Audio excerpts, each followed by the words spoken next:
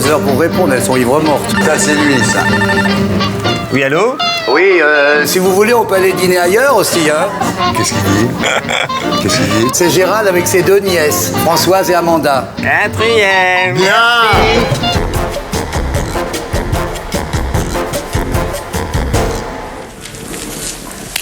Tu serais pas Amanda Lear par hasard? Oui, et c'est pas par hasard. Mais ça te fait quoi de rencontrer ton double, hein? Ça m'est déjà arrivé. Au cours de certains de mes concerts, les 2 premiers rangs sont pleins de sosies d'Amanda Lear, mais genre dans un miroir déformant, traficoté un petit peu à la chirurgie esthétique, et ça fait un peu peur, je trouve. Tu me trouves comment? Mieux qu'à la télé, oui. Puis il y a l'odeur, il y a ce parfum envoûtant. C'est mieux, je trouve, en vrai. Et toi, le matin, quand tu te regardes dans la glace, tu te trouves comment? Avec difficulté, non, parce que le matin, c'est vrai, j'ai les yeux qui sont pas tout à fait ouverts, et quand finalement je me trouve, c'est un petit peu un choc, et puis après on s'habitue. Dis donc, quand tu étais toute petite, tu aurais aimé ressembler à qui? À Mae West. J'adorais Mae West, cette auto-ironie, ce sens de la dérision, sens de l'humour, dédramatiser aussi le sexe, ça me plaisait beaucoup. Et puis après, je l'ai rencontré et ça a continué à être mon idole. Et pourquoi pas à moi?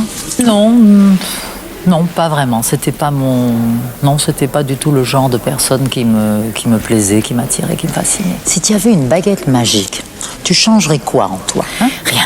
Il n'y a rien à changer, il n'y a rien à acheter, tout est bien. Ouais, bon. Elle est contente d'elle, hein? Et qu'est-ce que tu as de plus sexy? Mon cul, de la vie générale, mon cul. Dis-moi, tu ferais l'amour avec moi? Ah non, avec beaucoup de contraintes. Il faudrait vraiment m'y obliger et peut-être me donner des sous en plus. Et si tu étais bien payé, tu t'y prendrais comment? Oh, je fermerais les yeux et je penserais à quelqu'un d'autre. Je pense que c'est ce que je ferais. Ça m'arrive souvent. Ah, très bien. C'est bon à savoir. Tu m'aimes un peu quand même. Il y a beaucoup d'amour, il y a beaucoup de haine. C'est conflictuel. C'est difficile de vivre avec quelqu'un comme toi. Ah, Amanda Lear.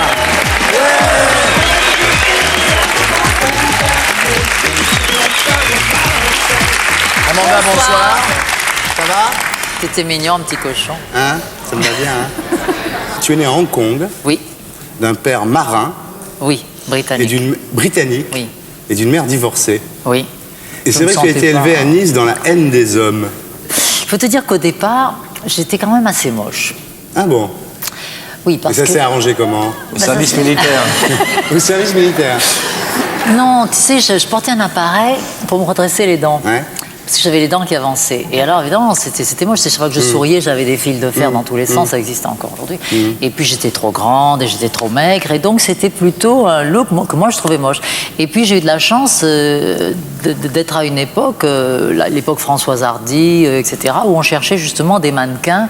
C'était Paco Rabanne qui m'avait demandé de défiler. Il voulait C'est à des cause du mannequins. fil de fer, Paco Rabanne? Non, le fil de fer était parti, mais je veux dire, le côté grande bringue, disons, grande bringue un peu maigrichonne, m'a servi. Et... Comment t'es-tu retrouvé à Londres dans les années 60, dans le swinging London? Oui, alors ça, c'est bizarre quand tu penses que j'ai connu ça. Tu sais, je parle à des gamins anglais maintenant et ils me regardent avec des yeux comme ça, à me dire... Mais vous avez vraiment connu Jimi Hendrix et John Lennon, et j'ai l'impression d'être un dinosaure. Ouais. Je te jure, Tu les as Hendrix- intimement connus? Oui, Moi, je vais absolument. te citer 5 noms. Tu vas me dire ce que tu as intimement connu. Intimement, ça veut dire quoi? Bibliquement. Avec la langue. Alors, oui. Alors allons-y. Jimi Hendrix. Jimi Hendrix, c'était un copain. Il habitait à la maison. Bon, Mais rien de sexuel. je n'ai pas couché avec, mais Non. enfin, j'aurais pu, parce qu'il aimait assez. Il avait une certaine faiblesse pour les blondes décolorées, c'est vrai. Mais il s'est rien passé. C'est rien passé. John Lennon. Non plus. Brian Ferry. Oui. Et alors?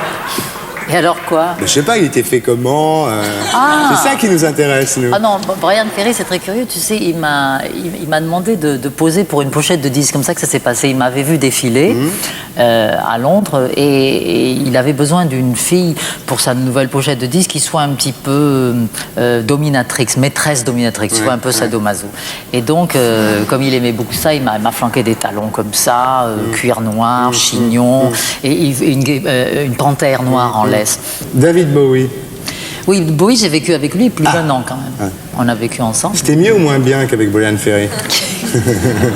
Amanda, dis-moi. Je meurs de savoir. C'était plus imaginatif. Ah. Brian Jones, Oui, aussi, Brian Jones, il est habité un certain moment à la maison, mais il était très paumé. Brian était très paumé. Il était incapable de faire quoi que ce soit, tu veux dire? Non, il faisait, mais en fait, il était quand même très... Il avait plutôt besoin, disons, d'une maman, de tendresse, d'une infirmière, plutôt que d'une maîtresse, parce que c'était pas... Et Salvador Dali, tu l'as rencontré comment? Il m'a vu arriver chez Castel. Et il était assis, entouré d'une cour, comme toujours. Et il a voulu me connaître. Et il m'a dit « Oh, vous avez la plus belle tête de mort que j'ai jamais vue. » Alors j'ai dit « Zut, une tête de mort, moi qui me suis bien maquillée et tout exprès. » Dis-moi, tu as vécu 15 ans avec lui? Plus, oui, presque 18. Oui, Ouais. Mais il était marié? oui, et alors Ça se justement, passait j'avais comment des avec sa rapports merveilleux avec sa femme. Ah bon? Parce Mais que... tu vas nous expliquer comment on fait alors? Tu vois, voilà. Alors, Gala est le genre de femme que j'aimerais être et que je pense toutes les femmes aimeraient être. C'est le genre de femme qui dit si mon mari est heureux avec vous, vous avez ma bénédiction. Moi, je veux que mon mari soit heureux. Elle dit j'aime mon mari, c'est tout pour moi. Et donc, si mon mari est heureux avec vous, mais venez habiter à la maison. Tu penses que c'est le vrai amour? C'est super, moi je trouve une femme comme Mais ça, c'est moi vrai qui que suis jalouse. quand tu arrivais, elle partait en voyage, elle te laissait même un peu d'argent de poche, c'est vrai ça? Il y avait un modus vivendi merveilleux. Il y avait un modus vivendi, vraiment, c'était comme à la cour de Louis XIV où on rentre, on sort, on se fait des machins. Elle arrivait, non, j'arrivais, immédiatement elle se trouvait brusquement une urgence, elle devait partir en voyage, elle revenait au bout d'un mois, elle allait en Grèce ou en Suisse, elle revenait après faire sa cure. Moi à ce moment-là, justement, je devais rentrer à Londres. Donc on se croisait, on passait quand même 2-3 jours ensemble pour que la bonne harmonie règne. Et c'était formidable. Et Dali, je te jure que Dali, après avoir passé 3 mois avec moi l'été, il est tombé dans les bras de sa femme, elle lui manquait, il était content de la revoir. Dali, c'était quoi qui lui plaisait chez toi? Ton côté androgyne? Non, c'était autre chose. Il me voyait vulnérable, il savait que j'avais souffert, que j'étais angoissée. Tu as souffert de quoi? J'étais très angoissée. D'ailleurs, je suis encore, mais j'étais très, très vulnérable. Dis-moi, en parlant de vulnérabilité, Très est-ce que tu as fleur bleue. souffert de cette rumeur qui a couru sur ton compte disant que tu étais un transsexuel? Pas du tout. J'ai souffert. Bon, rassure-moi, c'est pas vrai. Non, pas du tout. Non, j'ai souffert le jour où j'ai fait des photos à poil. Très belle d'ailleurs, dans un journal de messieurs. Et puis je me suis mariée, etc. Et à ce moment-là, j'ai reçu des lettres. Et moi, croyant avoir bien fait, d'avoir fait ces photos pour rassurer mon cher public, j'ai reçu des lettres me disant mais pourquoi vous avez fait ça? Mais qu'est-ce qu'on est déçus? Oh, mais nous, on osait espérer, imaginer que peut-être vous étiez différent des autres bonnes femmes, tu vois. Et ils étaient franchement déçus. J'ai perdu plein de fans parce que on croyait qu'Amanda Lear, c'était justement pas comme toutes les autres bonnes femmes. Et donc, ça m'a fait de la peine parce que là, j'en ai souffert. C'est vrai, Amanda, que ces photos, il y a des spécialistes qui les ont agrandies et qui ont, pour regarder la plantation des poils en disant, regardez, c'est des poils plantés comme un homme. C'est incroyable, et tout ça. non, les Italiens. C'est les Italiens qui ont fait ça, ont agrandi les photos pour regarder dans quel sens poussaient mes poils. C'est incroyable.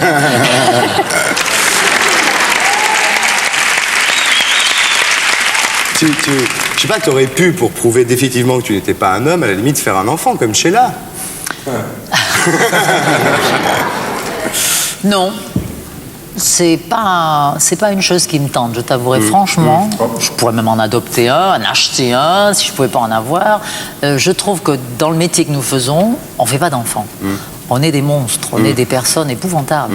Alors, mais en fait, tu as laissé quand même courir le bruit parce que ça te faisait de la pub, non? Ça m'a fait vendre beaucoup de disques. C'est Dali qui t'a mis à la peinture. Et pourtant, il disait les femmes pourront jamais peindre parce qu'elles n'ont pas de testicules. Oui, voilà. Je peignais avant de le rencontrer. Je lui ai dit, vous savez, je fais de la peinture, j'étais toute contente. Il m'a dit, quelle horreur, une femme peintre. et donc, il était très, très méchant vis-à-vis des femmes peintres. Il disait qu'elles n'avaient aucun talent parce que le talent résidait exclusivement dans les couilles. tu vois. Et il disait, vous n'avez pas tu de es une couilles, vous grande n'avez pas de peintre, talent. Et ben voilà. Alors ensuite, on en Amanda, déduit ce qu'on tu t'es mariée avec Alain Philippe de Malagnac. Oui, Ça a absolument. duré combien de temps, ça? Ça n'a pas duré longtemps parce qu'on s'est mariés un mardi et je voulais divorcer un vendredi. Alors maintenant, tu travailles pour Berlusconi en Italie. Entre vous, il n'y a pas eu de... Tu sais que c'est terrible parce que, oui, entre vous, tu vois, tu commences entre vous. Non, il ne s'est rien passé entre Berlusconi Il et toi. y a des gens qui m'ont dit, oui, allez, on sait que vous êtes Madame Berlusconi. Ouais. Enfin, vous n'y pensez pas. Ouais. Vous, allez, on sait. Et alors, cette chose est insultante parce que ça voudrait dire que je bosse Ouais. parce que je couche avec Oui, c'est lui. pas très gentil, oui. Et que si je couchais pas avec lui, j'ai pas assez de talent pour animer une émission. Bon, tu couches quand même pas avec qui c'est le directeur des programmes Bourges, Oui, bon. du CO. Je veux dire, dans notre métier, moi je sais que tout le monde dit il faut coucher. Moi je sais pas, personne me l'a jamais demandé. On verra bien, mais on me l'a pas demandé. C'est bien dommage, d'ailleurs, Et donc ouais. je travaille pour Berlusconi. J'ai une émission quotidienne. Alors, là-bas. tu fais une émission où tu es au lit, c'est ça? Non, c'était l'an dernier, j'avais une émission où j'étais dans un grand lit avec Ouais. des draps en satin et je recevais mes invités en pyjama. Ouais. J'avais beaucoup d'hommes politiques, beaucoup de Ouais. sportifs, des actrices, cinéma. C'était très amusant, on était en pyjama et c'était des confidences qu'on se faisait sur l'oreiller. Cette année, non, cette année, c'est une émission de variété où on est très paillettes, strass, papillons et tout. Plus de lit. Mais l'émission au lit, je crois qu'on va peut-être on a un projet pour la France. une bonne idée. Est-ce que nos hommes politiques voudront venir au lit avec Mais moi? bien sûr, Amanda. Soissons. Et 60. Ils sont prêts à tout, tu sais. Est-ce que tu crois pas que tu devrais travailler sur une chaîne sexy? Une chaîne qui diffuse que du sexy? Non, parce que tu sais, le sexy, sinon, c'est pas ma spécialité. Moi, quand en Italie, on me considère comme un symbole sexuel, je te jure que pour moi, c'est un mystère. Parce que pour moi, la femme sexy italienne, Ouais. bon, c'est une brune bien en chair, avec plein de poils sous les bras. Je veux dire, Ouais. c'est pas mon style, tu vois. Grande blonde éthérée comme ça. Ah, tu veux voir la chaîne sexy, là? Quelle chaîne sexy? Regarde. Tu vas Prends me ton montrer petit des téléphone. cochonneries. Mais non, c'est pas des Tu vas me cochonneries. choquer. Oh. Depuis le décollage en décembre 88 de cette fusée Ariane, le satellite luxembourgeois Astra a fait du chemin. Sur son orbite géostationnaire, à 36 000 km de la Terre, il diffuse vers toute l'Europe une trentaine de chaînes de télévision. Depuis le 15 décembre dernier, le canal 22 d'Astra est occupé par une chaîne italienne d'un genre un peu particulier, Sexysat, la première chaîne érotique par satellite. L'originalité de Sexysat, c'est d'émettre 24 heures sur 24 sur toute l'Europe. La journée, nous diffusons des émissions de charme. Et la nuit, des films plus hard, mais beaux tout de même. Pour ces programmes, il y a 5 sons simultanés. Le français, l'anglais, l'allemand, l'espagnol et l'italien. Sexysat est une chaîne cryptée. Pour 130 francs par mois, soit 19 écus, les Français pourront à partir du 15 avril prochain recevoir une carte d'accès. Bien sûr, il leur faudra aussi posséder l'équipement de réception satellite. Pour recevoir Sexysat aujourd'hui, il vous suffit d'avoir un ensemble satellite de type Astra, dont le prix tourne aux alentours de 4 000 francs, qui comprend un récepteur satellite, une antenne de 60 cm et le décodeur. Vous introduisez votre carte dans le décodeur de type vidéocrypt, on introduit et tout simplement, l'image arrive. Concernant la directive européenne sur l'audiovisuel, Sexysat ne fait pas dans la dentelle. La diffusion de films érotiques ou pornographiques 24 heures sur 24 est le seul cahier des charges que s'impose la chaîne milanaise. Le CSA n'est compétent que sur le territoire français et ne peut pas s'opposer à la diffusion des ondes qui viennent du ciel et donc des ondes qui viennent par satellite. De plus, en ce qui concerne les cartes d'abonnement, le CSA ne peut pas mettre du tout son nez dans la commercialisation de cartes qui viennent d'un territoire européen. Vous savez que l'Europe de 93 va permettre la commercialisation de tous les produits à travers tous les pays européens. Que le CSA se rassure, un certain quota d'œuvres françaises sera tout de même respecté. Je voulais te demander si tu pouvais me préparer une camomille. Je reviens de la gymnastique, je me sens un petit peu tendu et j'arrive pas à dormir.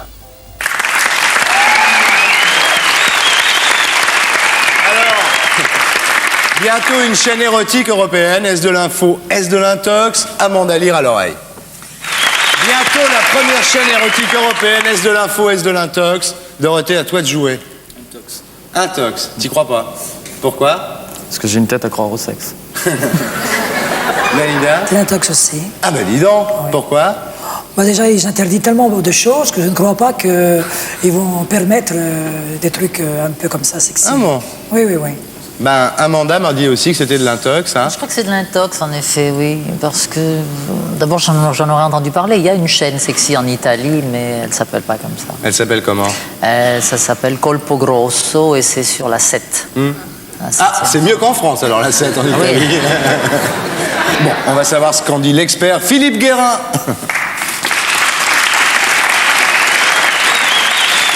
Bonnet d'âme, mon petit Philippe.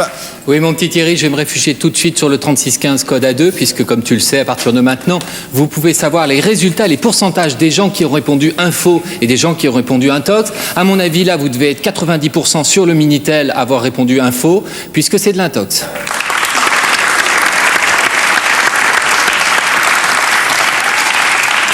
Filou.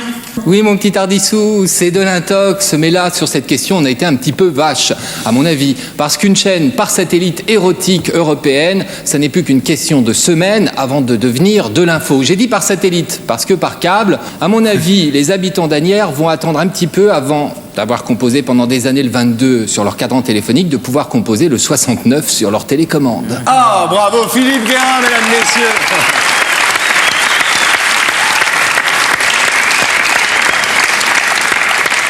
Dommage. Je te demande rien, je t'écoute. Pour ce qui est du score, Amanda peut être fière de lui car il a fait aussi bien que les deux sosies, un partout. Ah!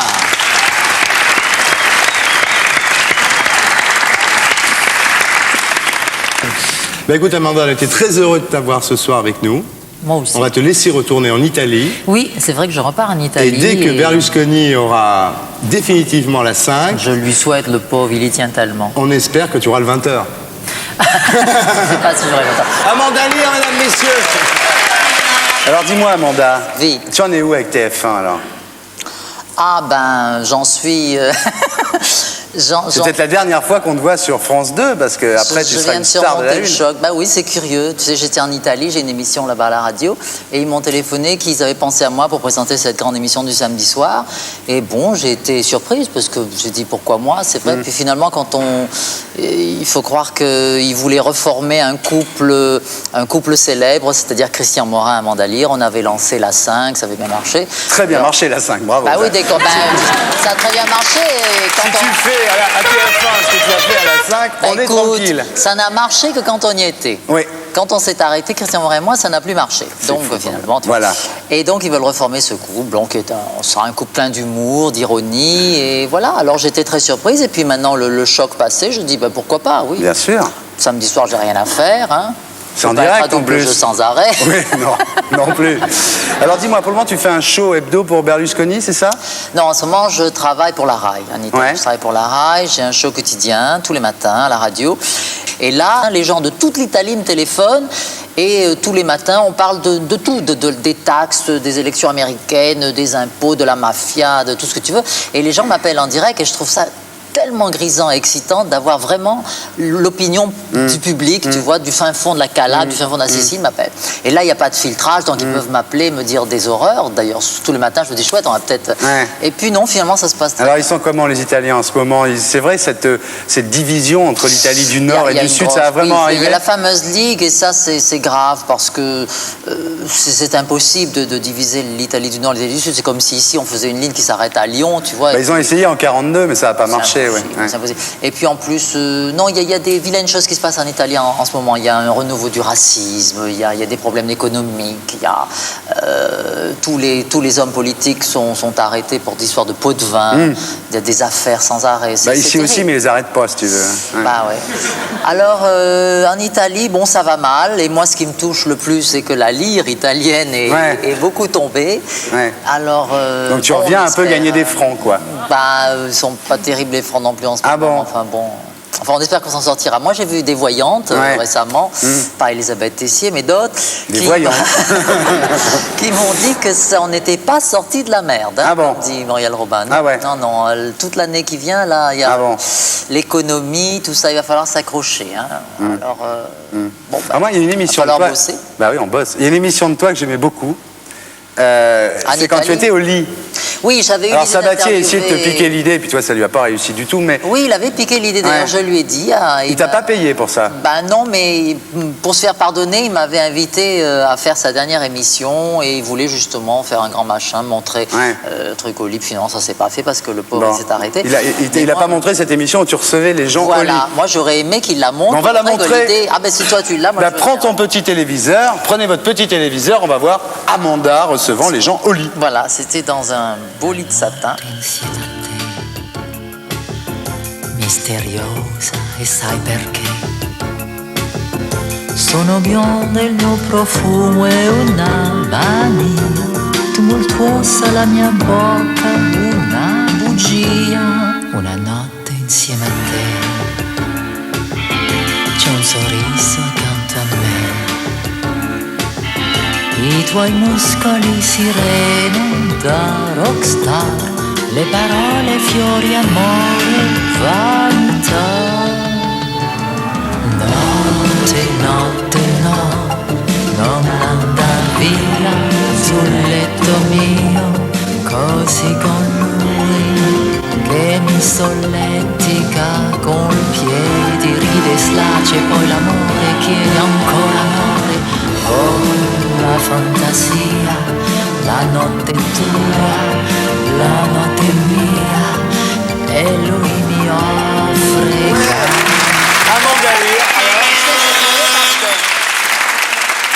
Les hommes politiques, les footballeurs, tout le monde, ils acceptaient de venir dans le lit, donc avec moi. Et puis une fois qu'ils étaient dans le lit, ils étaient paralysés de terreur. Ils se disaient qu'est-ce que je fous là, qu'est-ce que je fous là. Alors c'est très curieux, on se demande pourquoi ils venaient parce qu'il y avait une vieille libido, tu vois, l'idée d'aller au lit avec Amanda Lear. Puis après, ils se disaient merde, maintenant qu'est-ce qui se passe encore? Un lieu public ici. Il est gonflant, lui. C'est interdit de fumer, c'est un lieu public. Un lieu public. Oui, mais c'est un lieu de public depuis le début novembre. Putain, lui, je vais te dire, dans le genre prise de tête. Je suis désolé, bah, c'est ça la va. loi, c'est la loi. Bon, rentre en plan, t'es gentil, tu te casses. Je te crois pas, lui. Travail. Vraiment. Bon, enfin, on va passer à l'interview première fois. Est-ce que tu es prête, Amanda? Première fois. Première fois. Premier souvenir. Non, j'en ai pas de premier souvenir. J'ai pas de premier souvenir. Non, c'est vrai. Premier souvenir, tu sais, quand on est tout petit, tout petit, tout petit. Ouais. Je sais pas, le biberon, je suppose. Le biberon, quand même. Tu vois. Ou le biberon. Premier choc. Premier choc, quand on m'a... Oh. Quand on m'a fait avaler une purge. Laurent, on n'y arrivera jamais, Laisse-moi Laurent. finir. Une oui, finis. purge. Hein? C'est un choc. Une purge? Ah oui, on Ah. m'a purgé. Parce que j'avais des verres. Première fois où tu t'es retrouvée toute nue avec un garçon. Eh ben... À l'armée.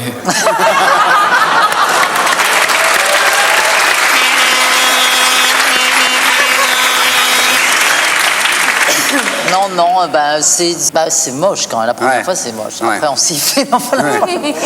Non, c'est vrai parce que j'avais beaucoup idéalisé tout ça. Je le voyais. Un peu comme lui, là. Oui, tout lisse, tout harmonieux, etc. Tu entends, Herman? Hein? Et puis on se retrouve avec un mec poilu, tout ça. Première expérience homosexuelle. Ah, moi, alors, une très mauvaise qualité. Ah bon? Ah, moi, je suis une très mauvaise lesbienne, c'est même pas la peine que j'insiste. Parce que, non, c'est vrai. Parce que je veux rien faire, je me laisse faire. Non, c'est pas. Je suis pas un bon coup, quoi, tu vois. Ouais. Première expérience à plusieurs. Là, c'est pareil, parce que c'est pas mon truc. J'aime bien, je suis un peu égoïste au lit. Alors, j'aime bien qu'on s'occupe de moi toute seule, tu vois. Alors, s'il faut partager avec des copines et puis attendre son tour et tout ça, ça m'agace un petit peu. Premier mariage. Oui. Ton premier mariage. 3 jours. Ah oui. Non, ça c'est l'armée, ça. Non, c'est pas l'armée, Laurent. C'est 3 jours. L'armée, non c'est 3 heures. Non, 3 jours. Ah, non, premier mariage, c'était un coup de tête comme ça, une lubie, une folie. Je me voyais madame, et puis après, je me suis dit, merde, je suis madame, quelle horreur, tu vois. Premier geste le matin en te réveillant. On se gratte les couilles. Alors...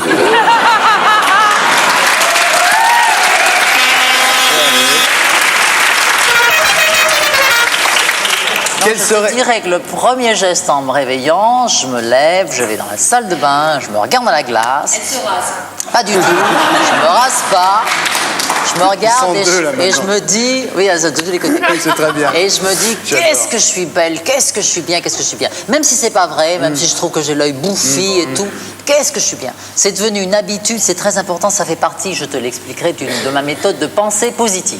Quelle serait ta dernière volonté si tu devais mourir là, maintenant, de ici, suite tout de suite? Tout de suite, là maintenant. Là, maintenant. Quelle serait ta dernière volonté? N'oublie pas de nourrir ma chatte parce que.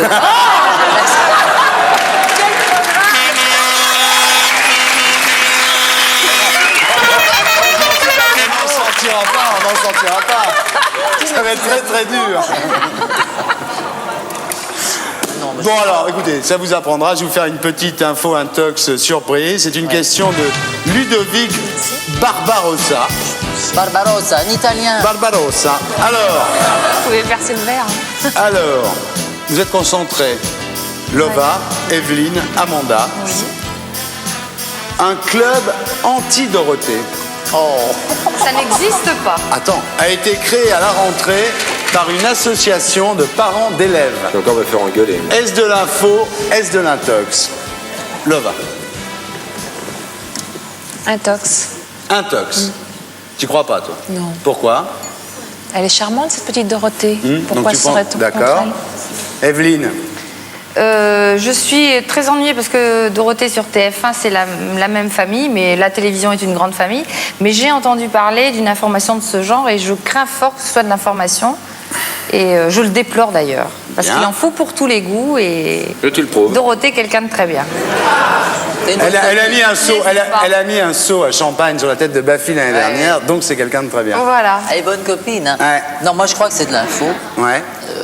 J'aime bien Dorothée, mais je peux comprendre qu'elle peut irriter certaines personnes, des parents, justement, Ouais. peut-être pas les enfants, mais les parents. Donc je crois que c'est de l'info. Bon, Laurent. Oui. C'est de l'info ou de l'intox, à ton avis? Moi je pense que ça doit être de l'info. Je sais pas. Eh bien, vous êtes tous plantés. C'était de l'intox, sauf Lova. Hein?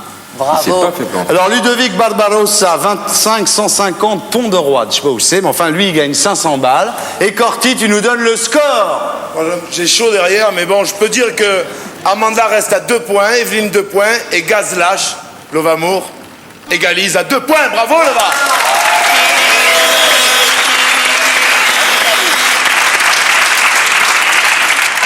Après l'interview première fois, tu comprendras qu'on fasse l'interview dernier coup. Ça ne t'étonnera pas. Ça ne t'étonnera pas. Ton dernier coup de tête. Oui, c'est une maison. Ah bon? Ouais. Ah, c'est un Rémi. Cher, oui. Ouais. T'as vendu l'ancienne et t'as pris une. Bah ouais, je déménage. Il y Ouais. a trop de princesses, alors je déménage. Ouais, c'était avant de connaître Bouygues, parce que maintenant, il aurait Ah, pu bah t'en oui. faire une toute petite. Bah oui. Oui, alors ça, tu évites. Quoi? Oui, qu'il aurait pu t'en faire une petite. Surtout que j'aime les grandes maisons. Dernier coup de bluff. Oh, ça tout le temps. Quand on a signé le contrat pour TF1, j'ai dû bluffer, là. Ouais. Tu leur as dit que Berlusconi te proposait. J'ai dit des- que j'avais de gros besoins. Ouais. Ils t'ont cru. Dernier coup de boule. C'est quoi un coup de boule? Elle a plus de boule.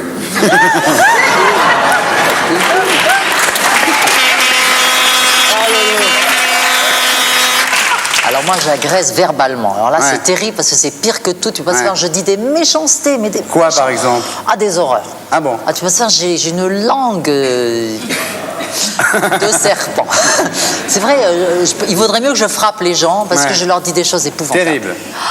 Après, je regrette. Dernier coup de cœur.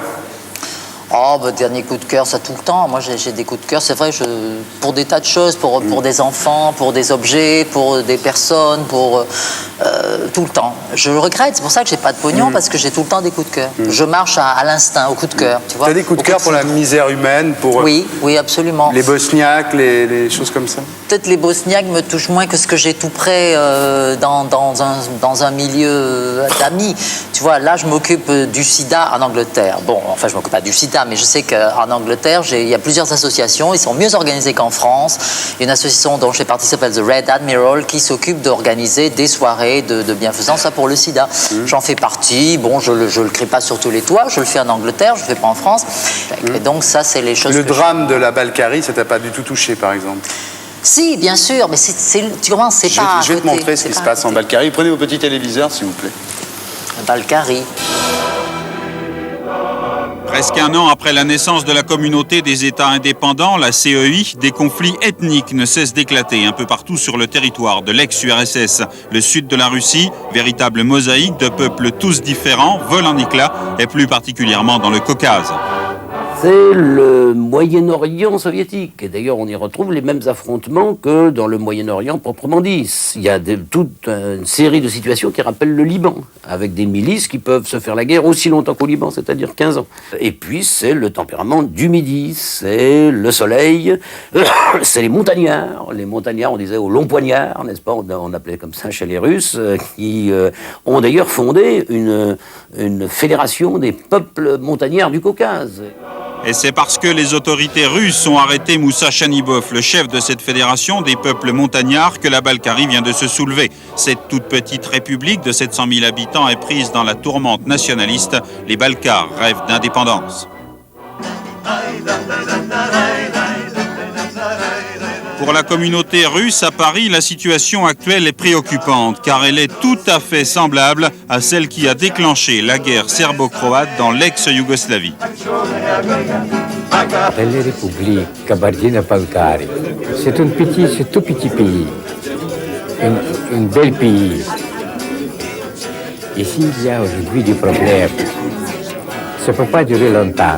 S'il y a des problèmes, c'est les conséquences du régime communiste. Malheureusement, la révolte en Balkarie n'est que l'une des 125 crises ethniques recensées dans l'ex-URSS. Moi, ce que j'en dis, c'est que si Boris Yeltsin, il avait pas joué ce tour de cochon à Gorbatchev, on n'en serait pas là, vieux. Hein?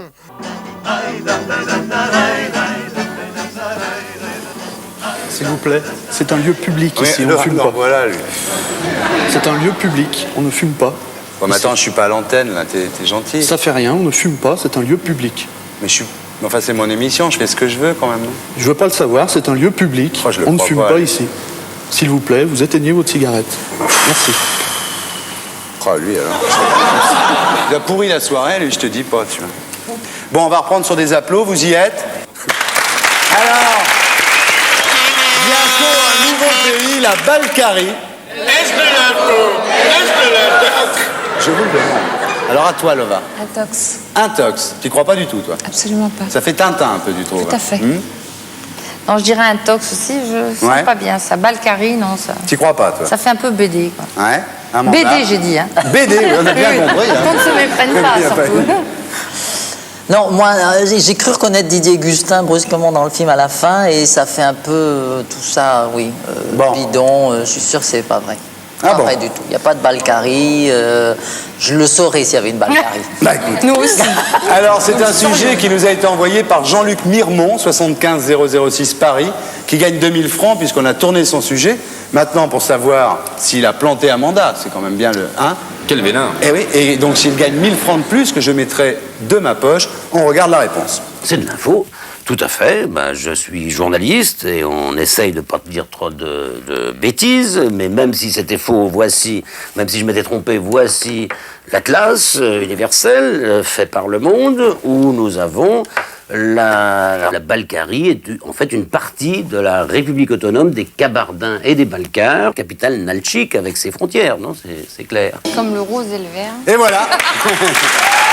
C'est comme le rose et le vert, bienvenue Leclerc. Qui suit régulièrement l'émission, donc je crois que c'est un vrai strike. Vous avez été toutes les trois plantés. Hein, on est très heureux, je veux dire. On est incultes. On est très très contents. Jean-Luc Mirmont, lui, va empocher 3000 balles, hein, ce qui n'est pas rien. Et Corti, tu vas nous donner le score. Écoute-moi, avec tous ces sex symboles, je sais même plus où j'en suis. Je sais même plus si c'est des nymphos ou de l'intox, mais je peux vous donner le score.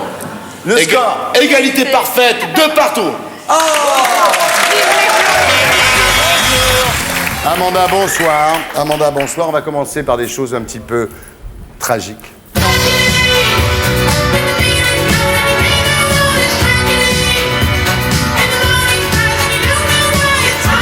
Amanda, vous rentrez de New York. Je rentre de New York en effet et j'ai eu beaucoup de mal à rentrer. Je dois dire, c'était pas marrant parce que je suis allée là-bas parce que j'ai une exposition de peinture à New York et le jour même de mon vernissage, c'était justement le mardi 11 et c'était quand il y a eu l'attentat. Ce qui fait que j'étais dans le sud de Manhattan puisque toutes les galeries de peinture sont dans le quartier qui s'appelle Chelsea et le Village, tu sais, le village. Et donc j'étais à quoi une vingtaine de blocs des tours et comme c'était 10 h du matin, j'étais en train d'accrocher mes toiles dans la galerie et boum badaboum, tout ça est arrivé. Ce qui fait que non, je pense pas que ce soit mon expo qui a provoqué. Ça se pourrait. Mais donc on a regardé tout ça en direct et je dois dire que c'était je suis resté bouche bée. Ouais. Je ne croyais pas ce qui est arrivé, quoi. Et puis ensuite, donc, il y a eu quand les tours se sont écroulées, c'est là qu'il y a eu cet énorme nuage, tu sais, de fumée, de poussière, truc, qui a envahi littéralement toutes les rues de Manhattan. Et alors là, je suis rentré à mon hôtel, couvert de poussière et tout. Ouais. Et je dois dire, pendant toute une semaine, je suis resté donc là-bas dans mon hôtel. L'aéroport était fermé, il n'y avait pas d'avion pour rentrer. Tous les jours, je téléphonais à France. Alors je commençais à trouver le temps long parce que je disais, je veux rentrer, je veux rentrer. Oui, surtout quand vous attendez, nous. Non, mais je dois dire une chose, c'est que, bon, à part cet événement épouvantable, j'ai été frappé par la solidarité des New-Yorkais. Tu sais, on dit toujours que New York est une ville frivole, où ils pensent qu'au pognon et tout. Là, tous les New-Yorkais vraiment étaient là, ils faisaient la queue pour donner leur sang, ils sont vraiment très solidaires dans la rue. Tous les soirs, ils allumaient des bougies, il y avait des veillées. Et je me suis rendu compte à quel point, en plus, le maire Giuliani a dit à la télé à tous les New-Yorkais, retournez au boulot, faites comme si rien n'était, on va pas leur montrer qu'on est à terre, qu'on est foutu. Continuer, la vie continue à New York. Et alors c'est curieux parce qu'au bout de 2 jours, donc la ville s'est scindée en deux. D'une partie, tu avais tout Beyrouth, quoi, des trucs. Et l'autre partie, le boulot avait repris, les gens couraient dans Broadway, dans Manhattan et tout ça partout. Je me demande si tu ne portes pas un peu la chkoumoune en ce moment. Parce qu'il t'arrive des choses assez hard et tu vas à New York et la ville est à feu à sang. Sûr que le projecteur au-dessus de ta tête est bien accroché. Je commence un petit peu à être tendu, tu veux moi. pas te déplacer. Oui, c'est vrai, Amanda, on peut dire que cette tragédie survient après une autre.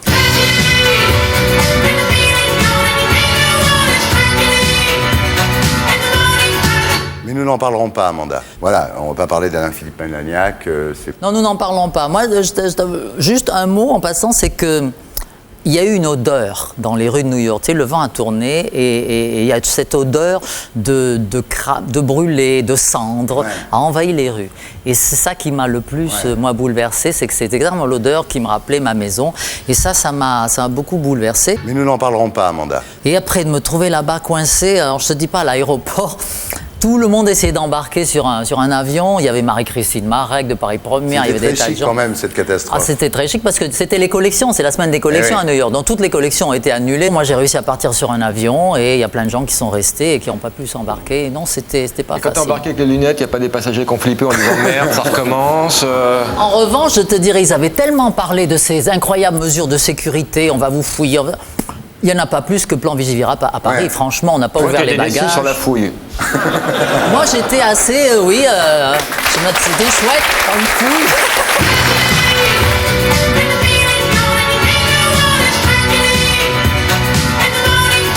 Donc on ne va pas parler de l'autre tragédie. Tout le monde est au courant, tout le monde le sait. On n'en parle plus.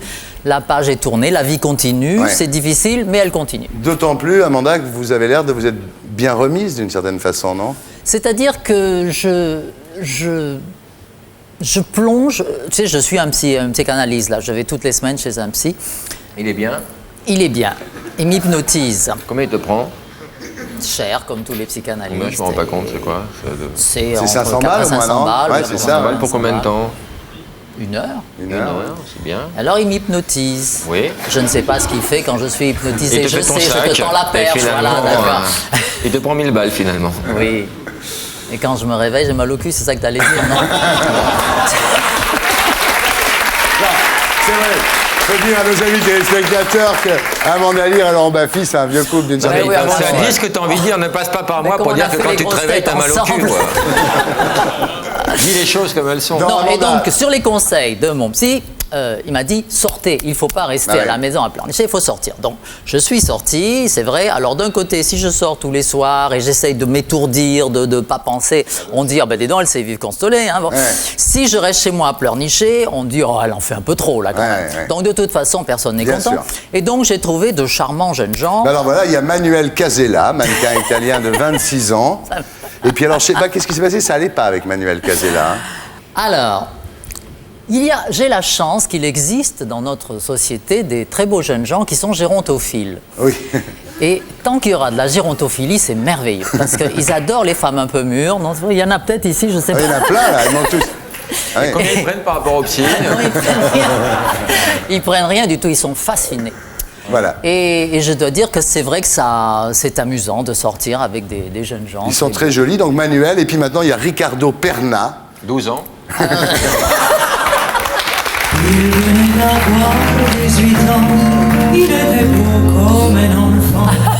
Non, il n'a pas 18 ans, il a 30 ans, lui. Non, Ricardo est vieux, il a 30 ans. Attends. Oui, Ricardo est vieux, c'est un vieux de 30 ans. Il marche avec un déambulateur. En revanche, Ricardo, vous entendez beaucoup parler de lui parce qu'il est en train de tourner avec Madonna. Il commence en septembre le tournage du film, en octobre le tournage du film de Madonna, mis en scène par son mari Guy Ritchie, à Malte. Et vous entendrez beaucoup parler de mon petit Ricardo que j'ai donc poussé. Et, voilà. Et qui t'a poussé aussi. Hein. C'était un échange de bons procédés. Hein. Alors vous me disiez Amanda en 96, avoir des périodes de libido déchaînées, Oui. et puis ensuite des phases de repentir, limite mysticisme, pendant lesquelles vous refusez même d'entendre parler de sexe. Tout à fait. Vous sublimez tout dans la peinture à ce moment-là. Ouais. Et aujourd'hui, vous êtes Avec dans ton Vous êtes dans quelle J'ai phase? une bonne nouvelle pour toi, mon petit. C'est qu'il y a 2 jours, pour la première fois, j'ai repris mon pinceau. Ah, la bonne heure. Donc vous êtes dans la phase mysticisme peinture, vous abandonnez la phase libido. Comme je n'ai pas peint depuis 10 mois, c'est vrai que je me suis donc jeté dans la libido. Mais maintenant que j'ai retouché un pinceau, je n'ai plus besoin, je peux sublimer. C'est fini. C'est optimiste ce que tu peins en ce moment ou est-ce que c'est sombre? C'est tout dans des tons. Je ne sais pas si tu connais en couleur, en peinture, c'est dans des tons. On appelle ça sépia. J'ai refait la cuisine il n'y a pas 2 jours. Voilà. Et ben les tons sépia, ce sont des tons un peu marronasses, un peu diarrhée. Et c'est une couleur qui devrait te plaire. Je ne me le fais pas dire. On est loin du pastel, quoi. Et donc je peins dans ces tons-là. Bien, alors c'est vrai que vous êtes entouré de beaucoup de mystères depuis toujours. Est-ce que c'est vrai, par exemple, que vous êtes né à Hong Kong d'un père marin?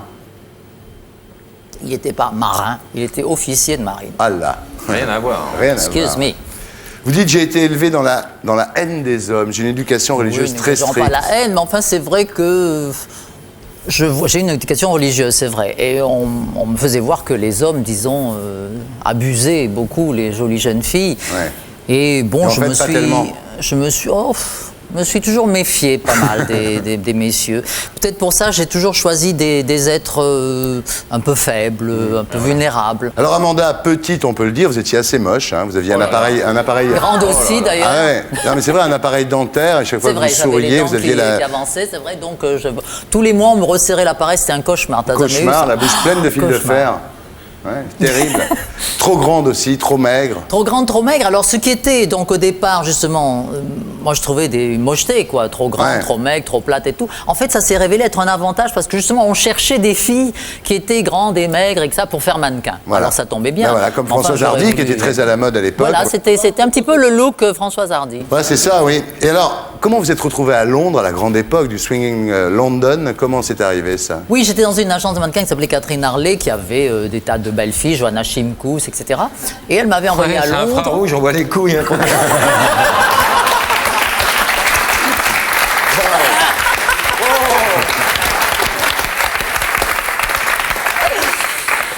Incroyable. Ça remplace le Valium, le Temesta, le Lexomil. Tu sais que pendant des mois, là, j'ai été sous antidépresseurs. Finalement, c'est aussi bien sans. Attends, t'es sous Ricardo et... c'est mieux. Bon alors, reprenons le fil de notre histoire, donc, Amanda. je disais, j'étais dans une agence de mannequins qui m'a envoyé à Londres. Catherine Harley. Catherine Harley. Donc à Londres, c'était l'époque du swinging London. Bah oui. Et la mode venait de Londres.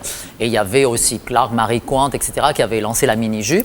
Et donc j'étais à Londres et je suis tombée amoureuse d'un Rolling Stone. Voilà. Ah, Brian Jones, pour ne voilà, pas le nommer. exactement. Ah. Et comme je alors sortais justement, on avec va voir lui- un peu vos amants célèbres. Jimi Hendrix, oui. Non, je ne vais pas être moi. J'ai jamais couché avec Jimi Hendrix. Il a couché chez moi. C'est pas pareil. C'est pas pareil. Parce qu'on couche chez moi. On enlève Popek et Bernard Ménez. Brian Ferry, c'est vrai ça. Brian Ferry est un garçon charmant, marié, père de C'est pas famille. la question qu'il te pose.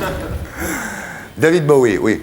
Oui, Bowie, bon, ça va. Ça a duré 1 an, Bowie. Oui, un peu plus d'1 an, c'est vrai, oui. Et vous dites en parlant de Bowie que c'était plus imaginatif qu'avec Brian Ferry. Mais c'était la première fois que je sortais avec un garçon qui se maquillait plus que moi. Ça, évidemment. Brian Jones, donc effectivement, il avait besoin d'une maman, Brian Jones. C'était le Rolling Stone sympa. Materné. Il voulait être materné. Celui qui est mort, donc il avait besoin comme ça qu'on s'occupe de lui, voilà. Et puis un jour, voilà, vous arrivez chez... C'est tout. Pardon. C'est tout, il n'y a pas un compagnon de la chanson. C'est déjà pas mal. Non, je me suis arrêté à une certaine époque. Je me suis rendu compte que je ne voulais plus coucher avec des gens qui faisaient plus ou moins le même métier que moi. Ouais.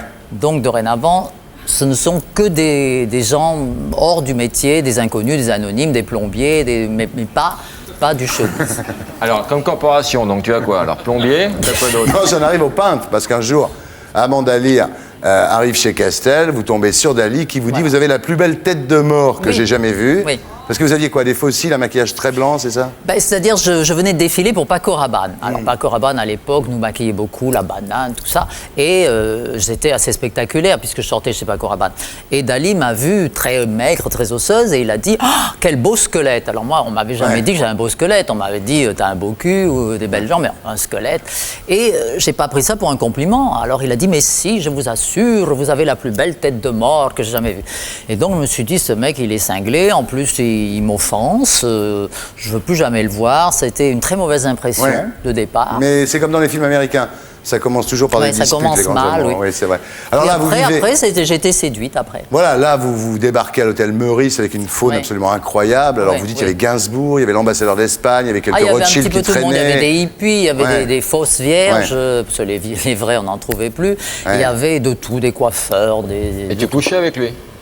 Oui, Dali, pendant 15-16 ans, c'est vrai que ça a été une relation très intense, parce que c'était à la fois mon petit ami, mon père, mon amant, mon professeur d'art, mon Et Gala n'était pas jalouse. Et justement, Gala était une fille, excusez-moi, mais je le dis souvent, ça, dans cette émission, et je le répète encore ce soir, Gala disait, formidable, elle disait, si mon mari est heureux, avec Amanda, je suis heureuse. Et j'aimerais que beaucoup de femmes prennent exemple. Non, je sais. Non, pour ça, Gala est exceptionnel, parce que moi-même, qui suis extrêmement jalouse, je n'envisage absolument pas de dire à mon fiancé, mon mari, mon ami, oui, tu veux te la taper, bon, c'est parfait. Ouais. Mais c'est-à-dire que Gala, quand même, avait 10 ans de plus que Dali, très cérébrale, et pas très portée sur la chose à cette époque non plus, il faut bien le dire, quoi. Oui, elle m'a franchement dit, elle m'a dit, je suis tellement soulagée que vous soyez là, comme ça vous allez avec lui à toutes les soirées, les machins. Voilà, c'est ça. Moi, je suis tranquille, je vais au théâtre tranquillement, j'ai bien mérité ça. Elle écrivait son journal et vous faisiez le boulot, voilà quoi. Mais vous, en fait, vous dites, si ça vous arrivait, vous diriez, qui c'est cette pétasse décolorée qui vient me piquer mon Jules? Tout à fait, tout à fait. Alors, autre mystère, évidemment, vous le savez, parce que Baffy vous en a souvent parlé, vous avez même dit, il n'y a plus que Baffy qui m'en parle. Baffy. Il n'y a pas que Baffy qui en a parlé. Ah, je voudrais quand même que ce soir, on résolve le problème. Il y a quelques mois, j'ai regardé une de tes émissions et tu recevais Rocco Siffredi. Rocco Siffredi. Et alors, ça m'a beaucoup fait rire parce que tu disais à Rocco, y a-t-il une femme avec qui tu aimerais coucher? Et il a dit Amanda Lear. Oui, c'est vrai. Parce que j'aimerais justement enfin découvrir ce fameux mystère, etc. Ouais. Et bon, ensuite, j'ai revu Rocco Siffredi. Et alors, il n'y a pas de problème, là, c'est réglé. Il est charmant, il est adorable. Ils se connaissent, hein. Je crois qu'il l'a percé à jour. Hein. Non. Ça ne veut pas dire ça. Non, c'est tout simplement pour dire que même, tu vois, un super macho comme lui, un super étalon, est fasciné par tout ce qui tourne autour du mystère de l'ambiguïté. Bien sûr. Pourquoi? Parce que justement, les filles d'aujourd'hui, bon, les hardeuses, par exemple, j'ai vu que tu en avais dans ta dernière émission, etc., n'ont plus aucun mystère. Tu comprends? Elles se font pas désirer, et ça, c'est ce qui manque. Bon, dès qu'Amanda Lear est arrivée pour lancer ses premiers disques, avec auréolé du nouveau mystère, est-ce que c'est un homme, est-ce que c'est une femme, on ne sait pas, d'où vient-elle, quel âge a-t-elle, toutes ces conneries-là, ça crée autour de moi une aura de mystère qui fascinait les gens. La minute où ils m'ont vu toute nue dans Playboy, photographiée sur un lit, ils ont dit mais... Ils étaient extrêmement déçus. Ils ont dit mais c'est très décevant. Donc en fait, ce que vous nous dites ce soir, en fait, les autres. Amanda, c'était un coup marketing en fait. C'était un coup marketing de très mauvais goût, mais qui a vachement bien fonctionné puisque 20 ans après, Tu en parles encore. Ah, mais on en parlera, vous serez morte qu'on en parlera encore. Je pense qu'on ne se rappellera pas de mes chansons. Bien sûr. Enfin, bon. Peut-être même pas de mes tableaux, mais on se rappellera. Amanda Lear, qui c'était déjà celle-là? Ah ben oui, celle qu'on disait, Bien tu te sûr, rappelles? bien sûr. Parce que Mais pourquoi on touche au plus profond de l'identité sexuelle de chacun? Je ne vous fais pas dire. Bon, l'avantage maintenant, c'est que Laurent, t'as même plus besoin de parler maintenant. Les gens, ils font les vannes tout seuls. Les gens, ils font les vannes tout seuls, oui. Non, mais tout le monde se demande, au fond de moi, suis-je PD, suis-je une lesbienne? Bien tout le monde se Je demande crois que ça. la part de mystère reste entière, moi, personnellement. Ouais. Pour moi, en tous les cas. Non, ce qui est extraordinaire, Laurent, c'est qu'il y a des spécialistes italiens qui ont fait des agrandissements de Mais non, photos tu ris, mais d'Amanda c'est Lear vrai, nue, c'est vrai. parce que les poils pubiens des hommes et des femmes sont pas plantés dans le même sens. C'est-à-dire qu'il y avait des photos dans Playboy, bon, très explicites, tu connais, bon, belle photo d'ailleurs, et ils avaient mis avec des loupes, ils avaient agrandi les poils pubiens, on dit pubiens, pour voir dans quel sens ils poussaient. Parce que moi je ne savais pas ça, mais il paraît que ceux des garçons ne poussent pas dans le sens que ceux des filles. Ils ont dit quoi? Ils ont trouvé quoi, alors? Homme.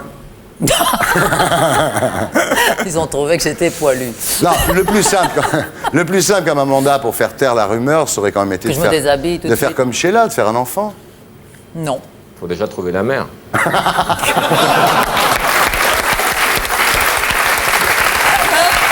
Un enfant, c'est pas rien. Non, hein. moi je suis contre. J'ai déjà dit très souvent, de toute façon je suis trop vieille maintenant, mais même étant plus jeune, j'ai toujours dit que dans le showbiz on ne devait pas se reproduire. Ouais. Les vedettes sont des monstres. Il ne faut pas qu'ils se reproduisent, les vedettes. Tu te vois, toi, ayant une maman qui met des fossiles, qui va à la télé, au lieu de t'amener à l'école tous les matins, tu te dis, mais attends, c'est pas une maman, ça. Ah, puis excuse-moi, mon chéri, maintenant je pars en tournée pendant 6 mois. Ou tu as une vraie maman, ou alors c'est pas une maman. Si c'est une vedette de cinéma, c'est pas une maman. Alors, pour savoir la vérité, il faudra attendre l'autopsie. L'autopsie. Sauf si vous vous faites incinérer. Oui, peut-être, je sais pas. Ou alors, sauf si je ne meurs pas. Oui. Ah. Comme Dali qui pensait Je ne fais rien comme tout le monde. Alors, vous avez été animatrice télé. J'ai été un peu tout. J'étais animatrice télé, chanteuse, actrice de cinéma, plein de trucs. Et là, vous sortez un single qui est magnifique. Vous savez comment on fait, hein? Ça s'appelle Love Boat. On l'écoute souvent dans cette émission. Amanda vient de faire une reprise géniale. Exciting and new, come aboard. We're expecting you. Love, like seriously warm. Let it flow. It flows back to you. The love boat. Soon we'll be making another run. The love boat. Promise us something for everyone. Tout le monde la connaît. Tout le monde la connaît, c'était la croisière Ben voilà, s'amuse. bien sûr, on le passe souvent ici, mais cette version est très bien. sympa. Enfin, ça, ce n'est qu'un single de l'album qui sort le 30 octobre. Et voilà. Alors Amanda, on a beaucoup parlé. On va faire une interview oui/non. Et vous ne répondrez, Amanda Lear, que par oui ou par non. On ne bouge pas pendant le jingle. On ne bouge pas pendant le jingle. Vous avez bougé pendant le jingle, Amanda. pardon. Désolé. Sergent peut rallumer, je suis désolé. Ok, on allume alors. Je suis désolé. On va faire une interview oui/non. On ne bouge pas pendant le jingle.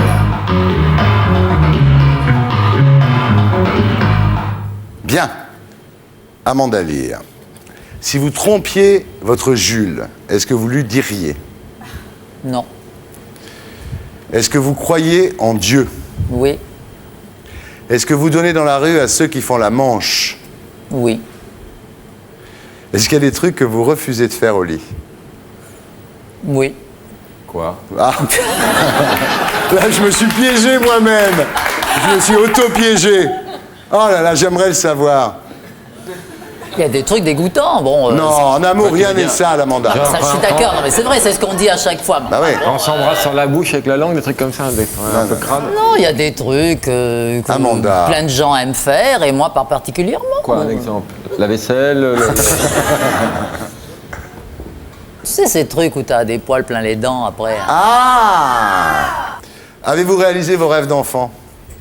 Non. Quand même, t'as fait le plus gros. Il n'y a toujours pas eu un président de la République femme. Tu aspires à devenir... Enfin, quand je dis tu aspires, tu voudrais être président... Tu voudrais être président un jour? Non. Non? Amanda, est-ce que vous avez déjà eu des expériences d'instant sex? Vous rencontrez quelqu'un... Vous rencontrez quelqu'un... Ah oui, oui. Une demi-heure après, vous êtes dans les chiottes du restaurant. Pour une demi-heure. D'accord, bravo. C'est instant, c'est tout de suite. Non, ça arrive. Tu as un raptus dans l'ascenseur. Voilà. Je ne sais pas, Non, mais ça vous est arrivé déjà. Ça m'est arrivé.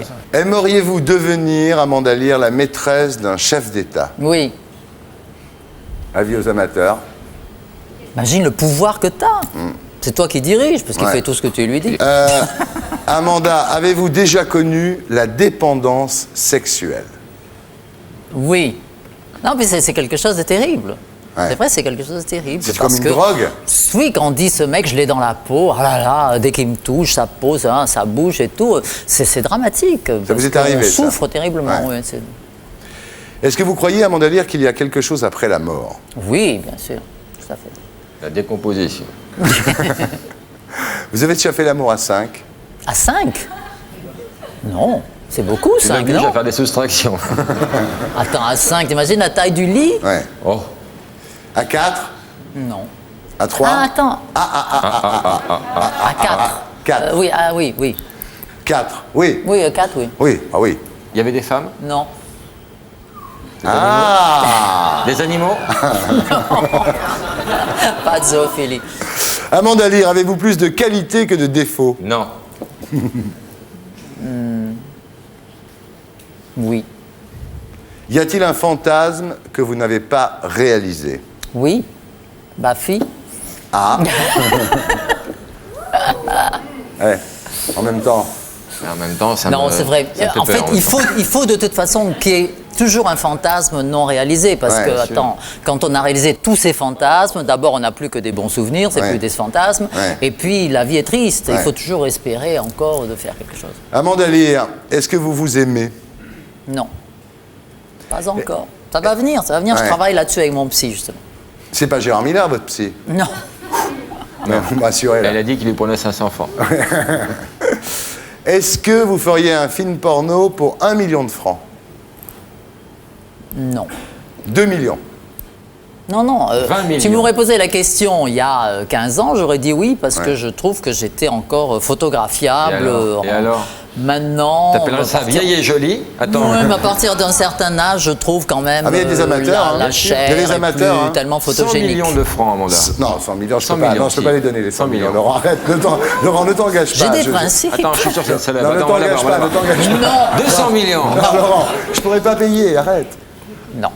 Je suis pas de la rue, Pas moi. de film Oui, porno. alors. Non, pas de film porno. Non. Non, pas de film porno. Amanda Lear, mesdames, messieurs, Love Boat. Le remix de Love Boat, notre chanson préférée par Amanda Lear. Ah, il y a des folles dans la salle, hein.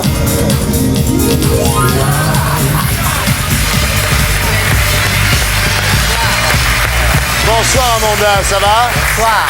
Bonsoir tout le monde. Alors Amanda, je vais expliquer à nos amis téléspectateurs pourquoi vous êtes là. D'abord parce qu'on vous aime beaucoup, et puis ensuite parce que dans le deuxième tome donc de De Gaulle mon père, l'amiral parle de De Gaulle et les femmes. Donc quand on s'est vu pour préparer cette émission, je lui ai dit, amiral, quelle femme souhaitez-vous avoir sur le plateau ce soir-là?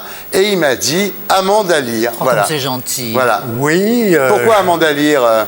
Mais pas, vous avez beaucoup d'esprit. Je vous ai entendu avec Philippe Bouvard dans les grosses têtes, bien sûr. notamment, mais pas seulement. Et il y a longtemps que je... C'est très gentil, merci. C'est tellement un rare, les certain animatrices temps que télé qui ont de l'esprit. j'ai remarqué que vous aviez de l'esprit et du talent Ben voilà. dans les entretiens télévisés, Merci, entre autres. Et voilà. Mais aussi que vous avez eu une carrière de chanteuse. C'est vrai, chanteuse auparavant. et peintre Et aussi. c'est Voilà aussi, bien ce n'est sûr. pas En rien, plus, elle est bien mais gaulée, pas ce qui ne facile. gâche rien. Voilà, Amanda. Donc, ce qu'on peut Je suis dire quand flattée. même, c'est que tu es aujourd'hui la femme que le fils du général de Gaulle souhaite voir auprès de lui sur un plateau de Moi qui télévision. aurais tellement aimé Ça rencontrer son s'applaudit. papa. Merci.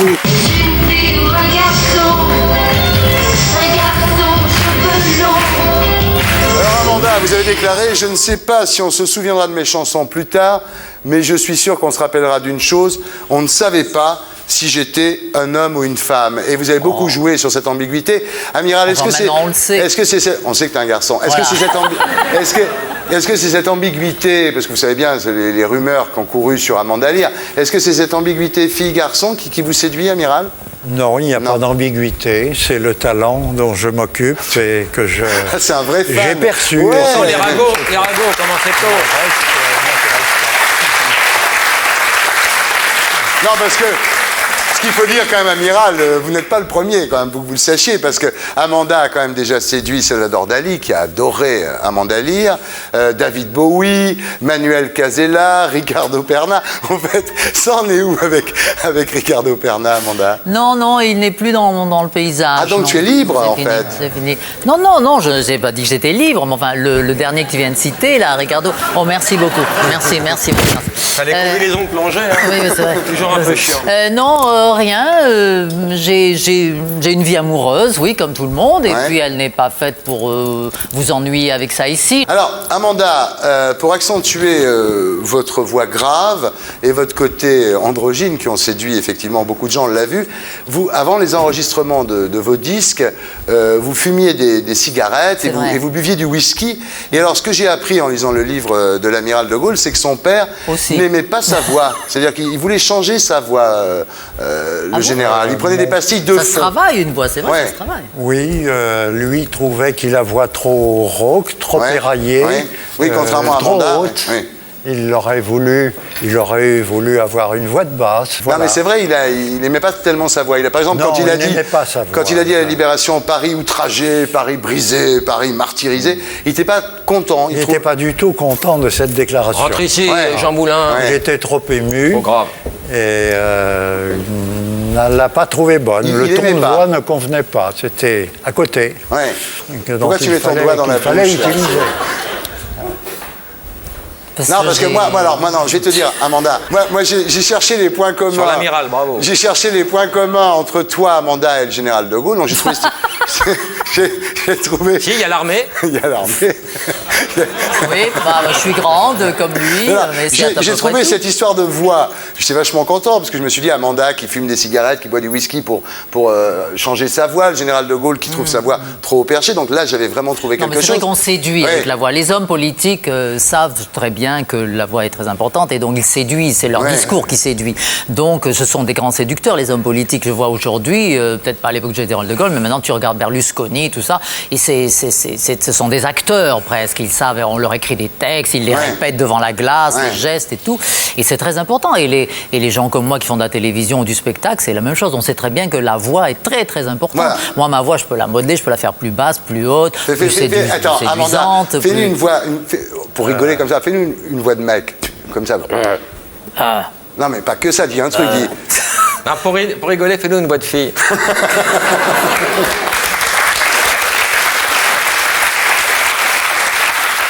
Moi, j'ai à peu près la même voix que Micheline Dax, quoi. Oui, à peu près. Alors,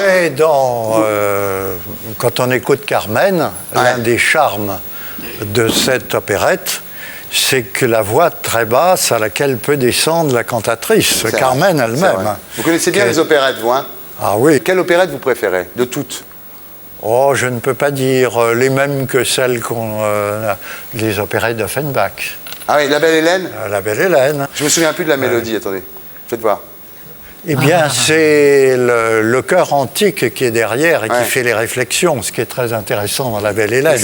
Le peuple fait des réflexions sur les vedettes qui s'avancent sur l'avant de la scène. C'était quoi l'air? L'air, c'était quoi? Le roi barbu qui s'avance, qui s'avance, qui s'avance, c'est Agamemnon. Le roi barbu qui s'avance, Oui, si j'adore.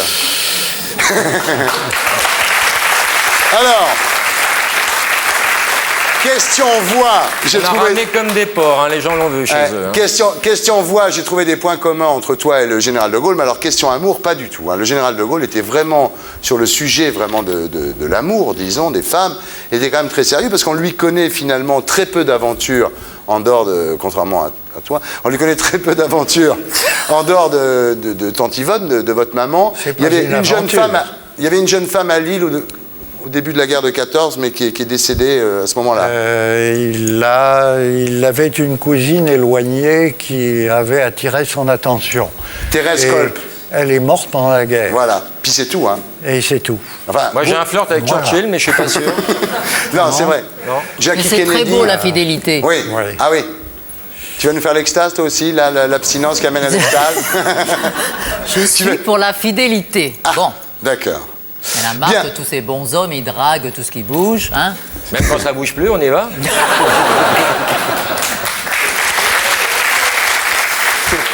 Alors, Philippe, je vous ai dit que si vous voulez retrouver Ariel Dombal, c'est lundi soir sur France 2, et si vous voulez retrouver Amanda Lear, donc c'est sur Match TV. Ça s'appelle Tendance.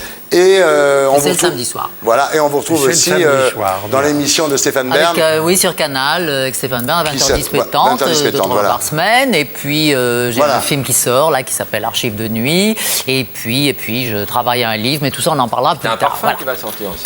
Non, pas de parfum, mais peut-être, pourquoi pas. Il faut y penser. Alors, Amanda, vous restez avec nous, hein, parce que j'ai une petite interview à vous faire là, mais on va libérer, parce que là, franchement, l'interview... Libérer de Gaulle, libérer de Gaulle, libérer de Gaulle. Il s'en va, on vient à peine de se rencontrer.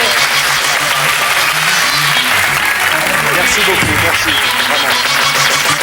Vraiment. Au revoir. Merci beaucoup, Amiral. Allez. Merci beaucoup. Ça va, bébé?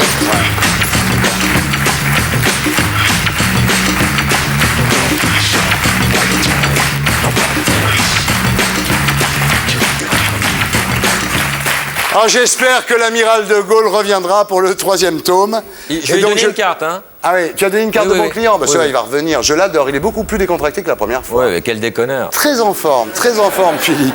Bien. Alors, en fait, je voulais que Philippe sorte parce qu'on va faire une interview. Oula, dedans, dehors. Non. L'interview test.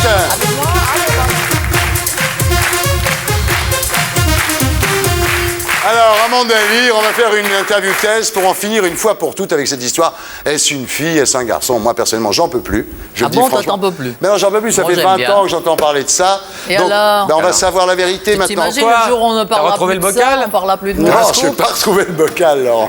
Alors, comment on va savoir la vérité? On va savoir la vérité parce qu'on va poser des questions très fines qui vont tout de suite nous permettre de savoir si Amanda Lear est une fille ou un garçon. Il est fort, ce Thierry. Est-ce que vous savez faire un créneau? Oui, bien sûr. Bon, je sais. Un garçon, monsieur. Très bien. Enfin, en tous les cas, nous, on connaît la réponse. Alors, est-ce que, Amanda, vous comprenez les règles du hors-jeu au foot? Ah non, alors ça, le foot... Non, ça, je suis désolé. Par la 3e mi-temps, à la rigueur, mais le hors-jeu, non. C'est à qui, ça? Ah ben, mais garde-le, c'est pour toi, c'est cadeau. Est-ce que vous pensez qu'en amour, les préliminaires sont importants? Oui, les préliminaires sont importants, et je dirais même plus que souvent, il n'y a que les préliminaires qui sont bien. Elle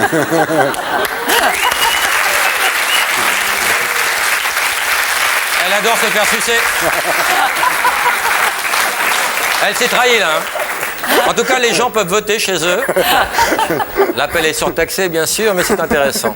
Est-ce que tu bois une bière après l'amour? Je fume une cigarette. Est-ce que vous endormez tout de suite après avoir fait l'amour? Non, après avoir fait l'amour, je lui appelle un taxi la plupart du temps.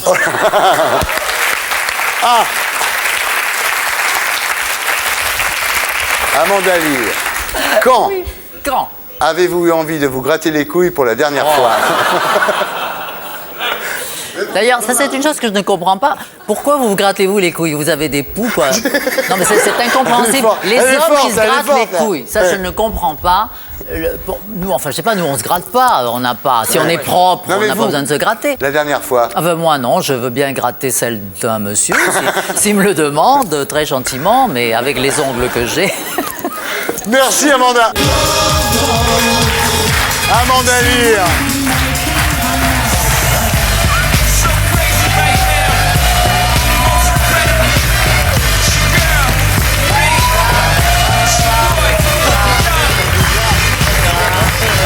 Bonsoir, la dernière fois que vous étiez sur ce plateau, c'était en compagnie de l'amiral Philippe de Gaulle. Oui, mon fan. Grand admirateur d'Amanda Lear, à qui j'avais demandé quelle femme il souhaitait avoir avec lui ce soir-là. Il faut refaire l'amiral, me dit-on dans l'oreillette. Il a dit, je veux Amanda Lear. Vous êtes revus depuis?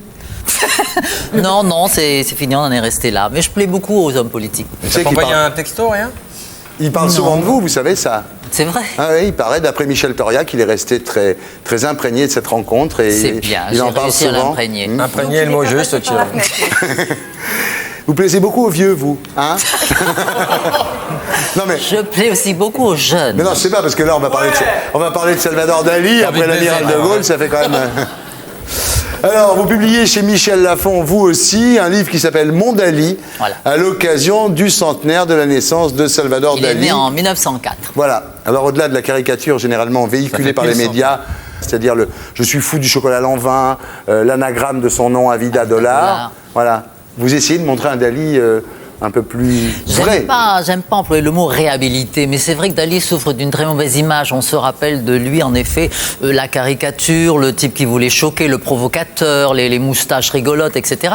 On oublie un petit peu que c'était quand même un peintre fantastique, un dessinateur incroyable, et puis surtout un génie. Et alors, c'est sa faute de toute façon, comme tous les gens qui aiment provoquer. Gainsbourg, pareil, quand il brûlait les billets. Ils savent très bien qu'en provoquant, ils vont se faire taper dessus, mais c'est plus fort qu'eux, ils ne peuvent pas s'en empêcher. Pareil, Baffy, souvent, la provocation, ça va, il ne sait pas où il peut s'arrêter. Et donc, Dali était comme ça, et je le déplore parce que moi, j'ai connu un Dali, l'être humain, avec ses faiblesses, sa gentillesse, son humour et tout, et non pas l'homme public. L'homme public, moi, il m'était franchement antipathique. C'est vrai que Dali, l'homme public, c'est tout ce que je détestais, moi. Je voyais ce mec avec une limousine, un chauffeur qui dépensait des fortunes, etc. Vous étiez de gauche à l'époque, Tu laisses mon poudrier. Vous étiez de gauche à l'époque, Amanda. J'étais de gauche à l'époque, et ça me choquait beaucoup. C'était penser mai 68 et tout ça. Tu arrêtes de te poudrer la foufoune, oui. Et... c'est vrai. C'est loin tout ça. Et donc, en rencontrant Dali, il est con, ce Baffy. Imagine que moi, après, je vais me mettre ça sur le nez. Hein? Bon, alors quand même, je vais me retrouver pleine de boutons, moi, la semaine prochaine, avec tes saloperies. Enfin, bon. Alors Amanda, votre livre parle de Dali, mais au-delà de Dali, vous racontez deux époques absolument fabuleuses. D'abord, c'est le swinging London, c'est-à-dire les années 60 à Londres, avec les Beatles, les Stones, Brian Ferry, David Bowie. Et les années 70 à New York, avec Warhol, Paloma Picasso, Diane de Furstenberg. Donc c'est un livre qui à la fois raconte un grand peintre et en même temps trace le portrait d'une époque. C'est bien ça. Oui, parce que ce n'est pas, je précise bien, ce n'est pas ma biographie, c'est la biographie de Dali. Mais comme Dali connaissait le monde entier, c'est vrai qu'à travers lui, j'ai côtoyé des gens que jamais je n'aurais espéré même croiser dans la rue. Bon, alors, le livre commence en 65, quand vous rencontrez Salvador Dali. Vous êtes tous les deux en train de pisser chez Castel. Non, vraiment. C'est pas vraiment. Ils se croisent dans les toilettes avec des... Ok, d'accord. Excuse-moi, Laurent. Mais c'est vrai que. Excuse-moi, c'est les infos que j'ai. Non, c'est vrai que. Faut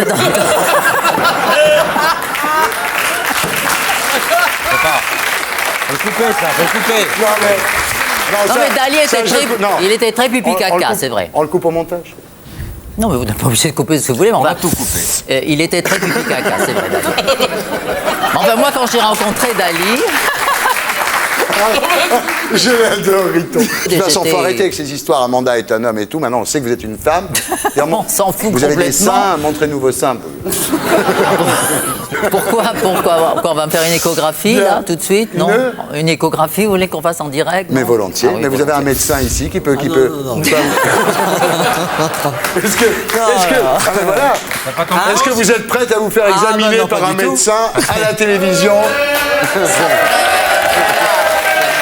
On va lancer une nouvelle émission, un talk show. On appellera ça coloscopie, je suis sûr. Voilà. Alors, quand vous rencontrez Dali, donc vous êtes avec votre fiancé de l'époque, qui est irlandais, qui s'appelle Tara, et en compagnie de Brian Jones, et donc vous rencontrez Salvador Dali. À l'époque, il se fait appeler le divin Dali. Toujours, il aimait bien ça. Et il donne des surnoms à tout le monde, sauf à vous, parce qu'il vous a appelé tout le temps Amanda. C'est-à-dire qu'il ne retenait pas le nom des gens. C'était impossible pour lui. Donc c'est toujours approximatif. Je sais pas, Rosine Bachelot, il aurait dit Cachalot. Il C'était à la sonorité comme ça. Non, je dis, mais ça pourrait être n'importe qui. Il a rencontré Sylvie Vartan, il était incapable de se rappeler Sylvie Vartan, il appelait Cécile Bertrand. Parce que la sonorité, c'était un petit peu ça. Et donc, il préférait donner des surnoms. Comment il aurait appelé Thierry? Comment il aurait appelé Thierry? Pareil, Ardisson, il ne pouvait pas se rappeler Ardisson. Alors, l'autre con, il aurait dit. Ça aurait été quelque chose. Non, il aurait dit Polisson. Pélisson ou Calisson. Voilà, ou Calisson, Polisson, un truc comme ça.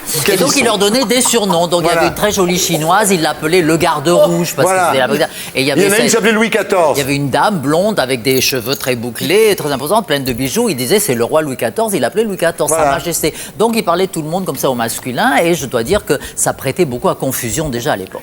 Alors, au début, vous le trouvez quand même. Il est moitié chauve, il est un peu grave. Vous le trouvez un peu ridicule au départ, non? Un peu prétentieux. Il faut penser qu'à l'époque, moi, j'étais très attiré par les chanteurs rock, les guitaristes et tout ça. Donc, c'était mon truc, c'était plutôt les mecs avec des cheveux blonds et tout.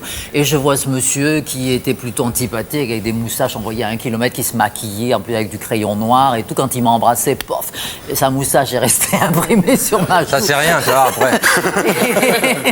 Et donc, c'est vrai qu'il m'a pas paru trop sympa. Et en plus de ça, c'était pas mon peintre préféré, parce que moi, je faisais les Beaux-Arts et j'adorais Picasso et pas du tout la peinture de Dali. Alors évidemment, tout le monde se demande, est-ce que vous êtes tapé Dali? Et il y a des révélations dans votre bouquin. Il était en fait fasciné par les prouesses sexuelles de sa cour, mais lui, d'après ce qu'on comprend, c'est qu'il était impuissant en fait. Vous savez, il était voyeur, quoi, il regardait. Non, mais c'est-à-dire qu'il était tout le temps en train de chercher des filles pour poser pour lui. Alors quand on a une très jolie fille et qu'on lui dit, voulez-vous vous déshabiller, mademoiselle, entièrement nue, pour la rassurer, évidemment la fille se dit, va me sauter dessus, c'est un vieux cochon. Donc pour la rassurer, il disait, rassurez-vous, je suis impuissant. De toute façon, Et alors, ça rassurait les filles. Donc il disait tout le temps, je suis impuissant. Mais enfin, les gens qui le disent tout le temps, tu sais, c'est quand même bizarre. Et on s'est aperçu petit à petit qu'en fait, il n'était pas vraiment impuissant. Il aimait bien se donner cette image. Et il était surtout très cérébral, comme beaucoup d'artistes. Tout son génie, c'était pas l'acte physique, tripoter quelqu'un qui l'intéressait. C'était tout ça fantastique dans sa tête. Donc j'en profite pour palper un petit peu ma fille il y a longtemps. C'est ta carte, ça, hein? C'est ma place. Patrick, il y a une urgence là. Non, vraiment. Pas du tout, je suis là, c'est ma place. Il travaille pas, il veut plus sauver les vieilles, il travaille plus. C'est ma place. C'est marrant, ça n'intéresse que l'été, lui. Hein? Ah, pas du tout. Hors saison, ça n'intéresse pas. C'est ma place. Non, alors, à votre première rencontre, il vous demande si vous êtes lesbienne.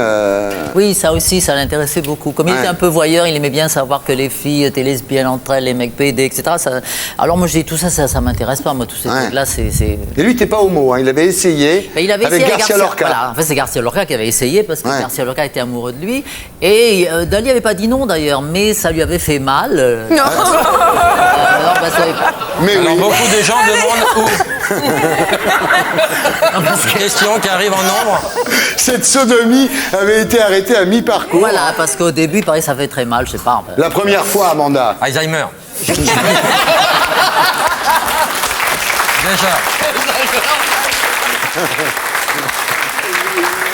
Paraît-il que, voilà. Mais il était fétichiste, il adorait vos pieds, par exemple. Ça, c'est très Buñuel, toute cette période-là, surréaliste, les bottines, lacets, tous ces trucs-là, ça leur plaisait. Oui, mais enfin, enculer un pied, c'est pas évident non plus.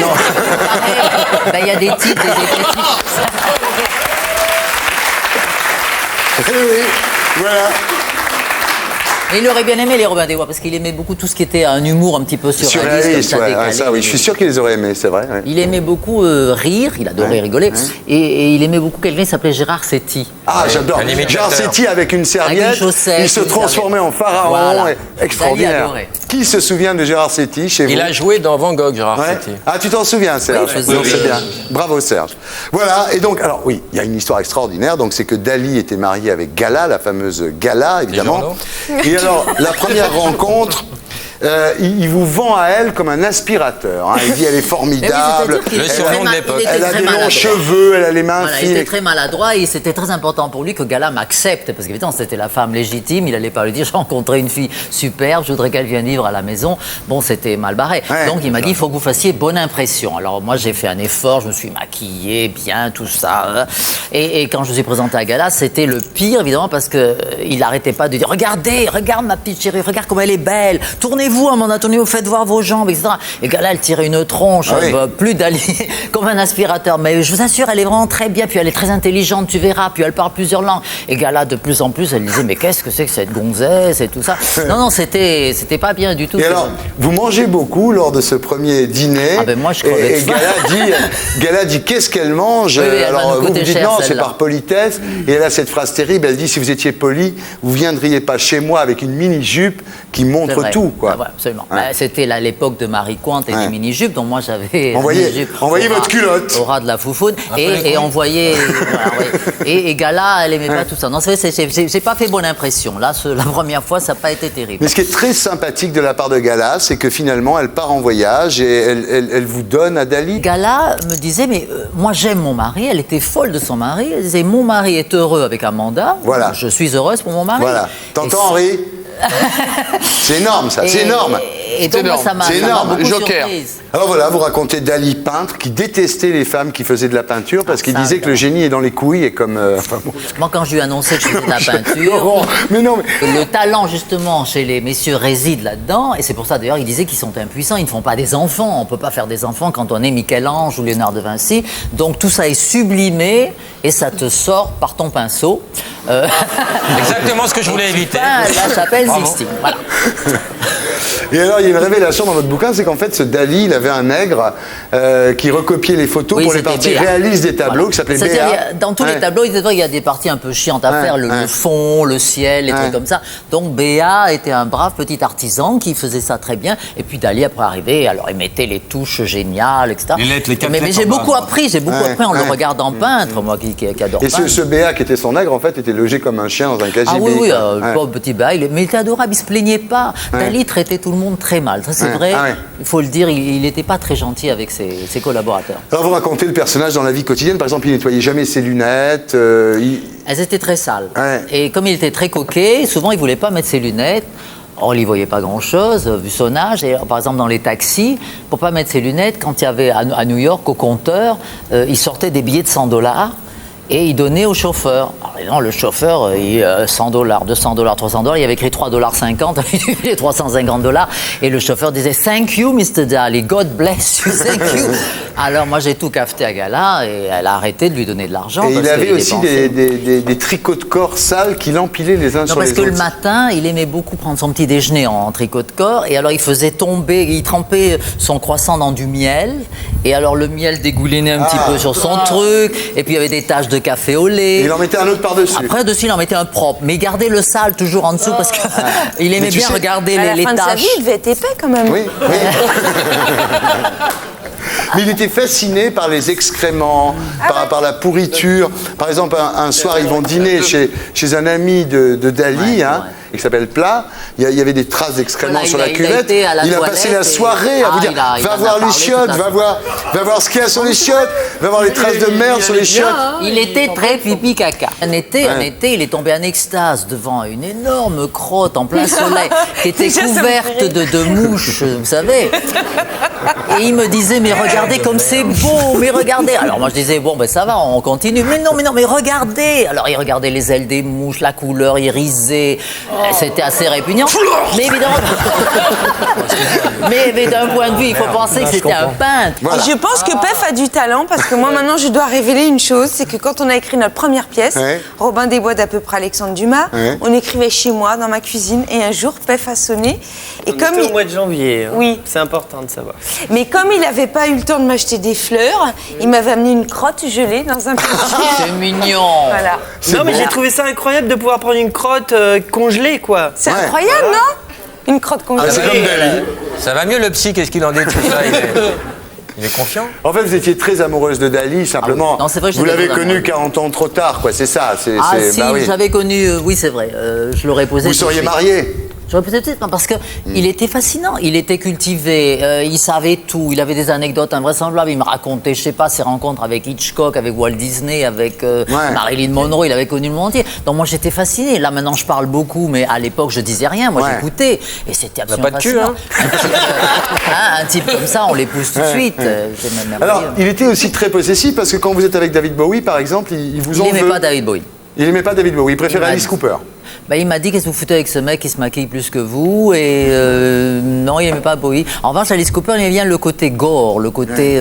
Donc vous racontez tout ça, vous racontez aussi sa déchéance, la dernière fois que vous le voyez, en 1983, il refuse de vous voir dans la lumière, il veut vous voir dans le noir. On s'est rencontrés dans le noir total, il ne voulait plus que je le voie. Alors, vous savez très bien qu'il était, on a vu les photos, Helmut Newton, un tuyau dans le nez, tout ça. Il y avait un certain exhibitionnisme même à se faire voir, se donner tout le temps en spectacle, même mourant et malade et tout. Mais vis-à-vis de moi, il avait honte que je le voie comme ça. Il disait, je veux que vous rappelez toujours de moi, très beau, parce qu'il pensait qu'il était très beau. Je veux que vous me rappeliez de moi très beau, très fringant. Et donc, on s'est rentrés dans le noir complet. Et c'était assez émouvant. Et puis après ça, il a fini bien tristement, comme tous ces gens qui n'ont pas d'enfants. Il est mort tout seul, entouré de gens qui voulaient faire du pognon. Dali a disparu. Aujourd'hui, si vous étiez la muse d'un peintre, vous voudriez être la muse de quel peintre? Je ne sais pas si aujourd'hui il y en a qui me fascinent autant. Parce que si, tous Monsieur ceux... Ripollin.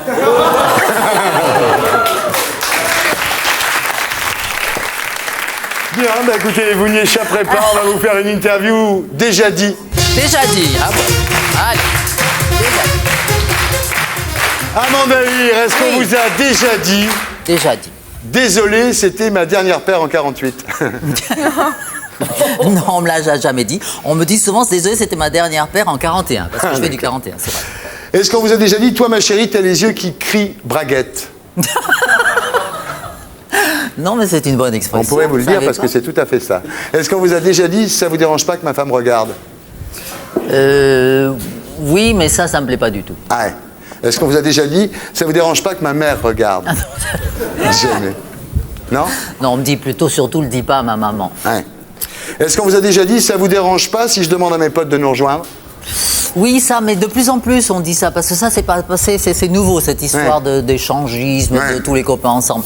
Alors moi qui suis plutôt pas partageuse, c'est pas mon truc, ça, mais c'est vrai que c'est de plus en plus. Est-ce qu'on vous a déjà dit, merci pour cette nuit, mais désolé, il faut que j'y aille, j'ai un conseil des ministres? Oui, dans le regard, oui. Oui, trop tard. Non, pas un conseil des ministres. On me dit des fois j'ai un concert ou j'ai une interview. Au Stade de France? Est-ce qu'on vous a déjà dit c'est quoi ces prix exorbitifs? Non. Est-ce que vous faites des tarifs couple ou des Non. Est-ce qu'on vous a déjà dit appelle-moi Benito, ça m'excite? Non. Même Berlusconi? Non, mais je ne suis pas du tout le genre de Berlusconi. Ça, alors je me suis sur ce point. C'est quoi le genre de Berlusconi? Berlusconi, il est très belle fille d'ailleurs, italienne, très traditionnelle. Tu sais, la belle italienne bien pulpeuse avec des poils sous les bras et tout. Voilà. C'est pas du tout. Moi, je ne suis pas du tout son genre, du tout. Donc. Est-ce qu'on vous a déjà dit, mais c'est pas mes couilles ça? Comment tu l'as connue, Amanda, toi? Amanda, je l'ai connue un jour au Flore, elle est arrivée avec Alain Philippe. Oui, c'est vrai. Et assis à la même place, voilà, au Pouilly en train de surveiller tous les gens qui rentraient, qui sortaient. C'était où ta place exactement? Ma place à droite, à gauche quand on rentre. Entre la table. Voilà, à gauche quand on rentre. On est obligé de passer devant lui pour aller aux toilettes, monter, descendre. Et il surveille tout. Je voulais pas me mettre là, je voulais pas me mettre avec les folles du premier. Et moi j'adore pas ça chic. Ce que m'a plu chez Gérald, c'est son appartement parce qu'il habitait place Fürstenberg. Ah oui. C'est un petit appartement délicieux. Et il nous a dit, avec Alain Philippe, écoutez, on va aller en vacances à Saint-Tropez, je loue une grande maison, on va tous aller en vacances. Et alors nous, voilà, tous partis à Saint-Tropez avec Thierry Luron, avec des tas de gens, tous dans cette grande maison. Ouais. C'était génial. C'était génial à l'époque, oui. C'était rigolo. Et moi, c'était ma grande période disco. J'avais des journalistes allemands qui venaient et qui me disaient, oh, mais c'est à vous cette maison? Je dis, oui, tout ça, c'est à moi. Et on disait, mais qui sont tous ces gens? En montrant Gérald, le Luron. Je disais, c'est mes domestiques. Mon personnel, elle disait. Mon personnel. Il y a une photo qui est sortie dans OJ, une page entière, on voit le Luron couché au bord de la piscine, elle dit mon cuisinier, mon valet de chambre et Chazot, mon chauffeur.